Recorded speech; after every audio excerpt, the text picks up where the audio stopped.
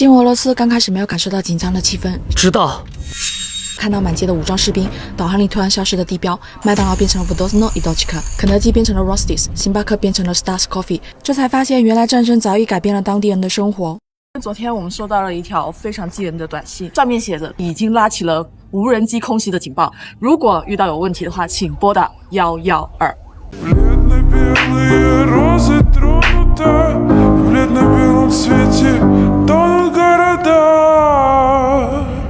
我们今天尿素还有16%，这个车低于尿素显示低于10%就要加了。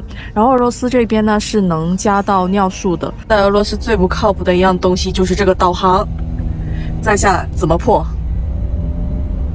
靠自觉。下载离线地图也不管用的。靠着人肉导航，我们好不容易到达了俄罗斯首都莫斯科。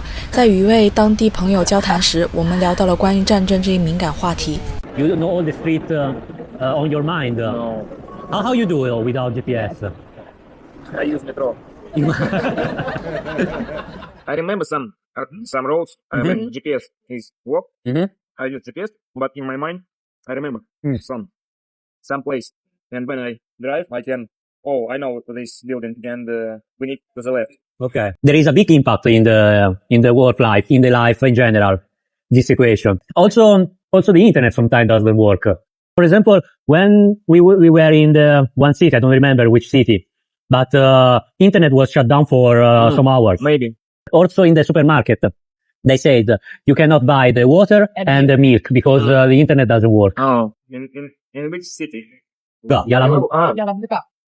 In Yalabuga, there are a big military aerodrome, and sometimes you go maybe 3 or 2 weeks. There was a big attack. That's why I think they shut down. Okay. Yeah, sometimes doesn't work, but only for a few hours. When we arriving in Russia, we doesn't feel anything about the in general situation. But when we start to cross the east part of the Russia, so the GPS and the internet doesn't work, we started to feeling about something. But don't worry, anything is fine. Yes. Do you feel any change in your daily life? Well, after Yes. Yes. Somebody come and take you in army. Because me, I don't want. Yeah, of course. I was in army. I know how to shot. But You don't want. I jump this from a plane. 从他的描述中，我们能感受到一种矛盾：人们一边适应，一边麻木；一边沉默，一边又无法真正的忘记。超市里的进口商品悄悄变少，社交媒体上的话题谨慎避开敏感词。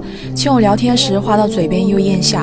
或许战争没有炸毁高楼大厦，却让生活蒙上了一层看不见的灰，无声地重塑着普通人的世界。